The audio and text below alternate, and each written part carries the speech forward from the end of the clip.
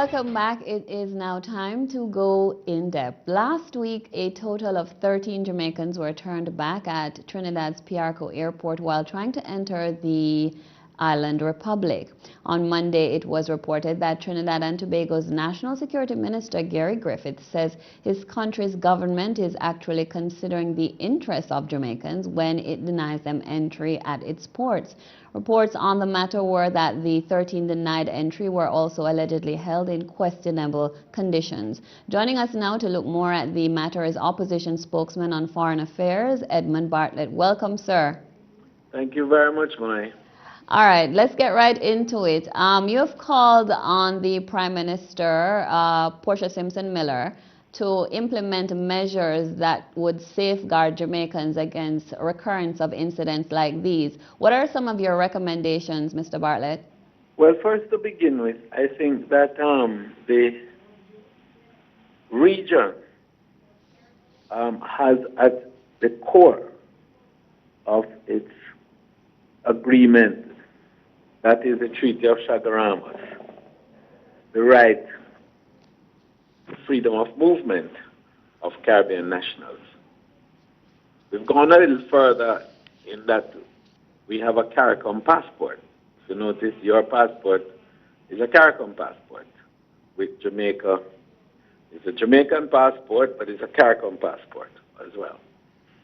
And I think that those were actions which were intended to send a message that we are a Caribbean community and the issue of freedom of movement was critical to that whole process. Now, in recent times, we have found that Jamaicans have been subject to harassment and mistreatment, and in some cases, even inhuman treatment. And in almost every instance, Trinidad has been featuring. And we find it very strange, Maya, especially that Trinidad is, among other things, one of the largest trading partners in the region. Jamaica is their biggest market in the Caribbean. And as a matter of fact, in the world, Jamaica is their third largest market, the first being the United States because of the natural gas. So we believe that there should be more of a reason for there to be decency, decorum, and integrity in the process of treating with Jamaicans entering the shores, as we do here in Jamaica with other Caribbean nationals who come here. Mr. Bartlett, let me interject. Security Minister for Trinidad, Gary Griffith, in an interview with the Jamaican media on Monday, alleged that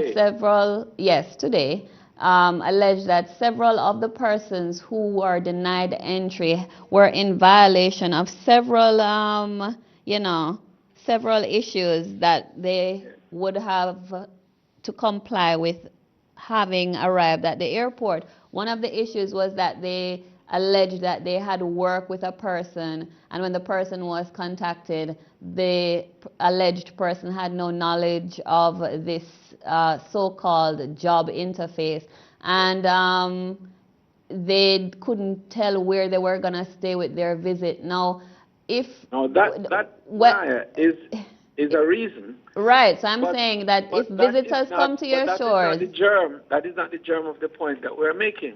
What is the germ? The point that we're making is that if you deny them entry, which is your right to do, based on whatever the arrangements are for entry into your country, do it in a manner that does not humiliate and dehumanize the persons.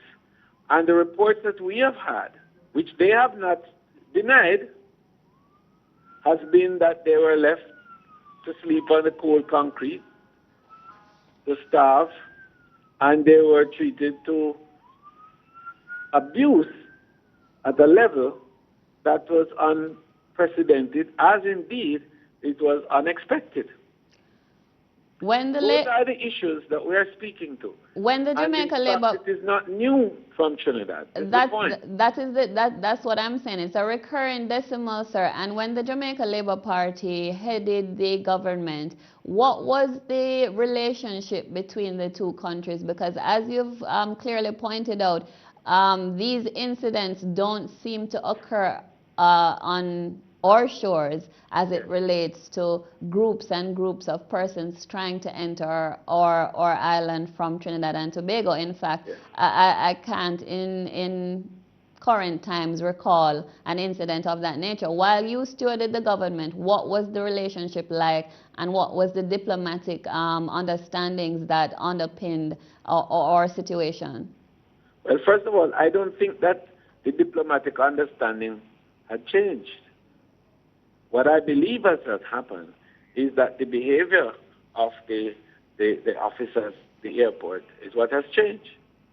And the action that we need to take now, having regard to the knowledge that we have, that is where the argument is.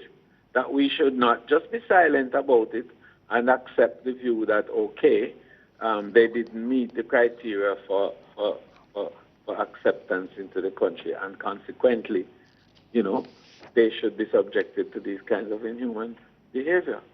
That is the point that we're making. We are saying that we need to make a very strong statement, not just in words, but in action. And that the problem, in fact, I want to go further than that, Maya, because it's not just Jamaica that has been having this problem. The whole Caribbean have not seemed to get it right yet, that we are a family and we are wedded to a notion of Caribbean integration, which must see us doing things together, achieving results together, growing and developing together. We negotiate together as a bloc.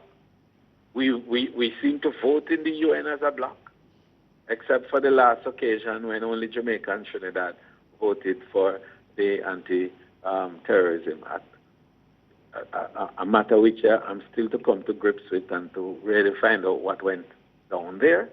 If we are serious about integration and the importance of doing things together, collaborating on production and joint marketing for tourism and joint development of critical projects, joint voting rights, voting en bloc sometimes in the UN, and generally presenting a solid front as a Caribbean community. Trade and also negotiations for trade, we do it together.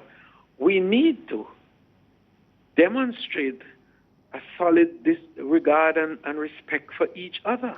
But Mr. Bartlett, hear this. According to Security Minister Griffith, by carrying out this kind of screening, Trinidad and Tobago is really looking out for the rights of Jamaicans and other nationals who try to enter their shores not under the right conditions. What is your comment? What is your comment to that statement? No, but I'm not sure if I'm getting what you just said there. All right, he came out in. It didn't come over as clearly. He came out. It's not your fault. It's the instrument we're using. Okay, he came out. This is Security Minister Gary Griffith in media Monday, and said that by carrying out the type of screening that the Jamaicans who were denied entry underwent, they really are looking out for the interests of Jamaicans and other nationals who try to enter the Republic by means that are not correct. What is your comment on that? Yes, does that justify keeping them in inhumane conditions? There's a protocol which was agreed on between the Minister of Foreign Affairs, Honorable A.J. Nicholson, and the Minister of Foreign Affairs in Trinidad, the Honorable Winston Ducaran, which outlined how they were to be treated, and also the physical arrangements that should have been made to ensure their creature comforts. Now, nothing has happened in that regard. So we see a kind of good cop, bad cop situation here, where the Minister of Foreign Affairs, very affable and lovely gentleman, is doing the right thing in terms of setting up a protocol. And the Minister of Security is, on the other hand, saying, look, we have to do what we have to do and get you out, and that's it. So I have a difficulty in buying into the notion that the steps that are being taken are to protect Jamaicans and so on. Mr. Bartlett, thank you very much. We have to end it there. What would be interesting would be to get some details on that protocol. But I just want to close, Maya, by saying that the heads of the nations of the Caribbean must meet on this issue, because it is not only Jamaica nationals that are complaining.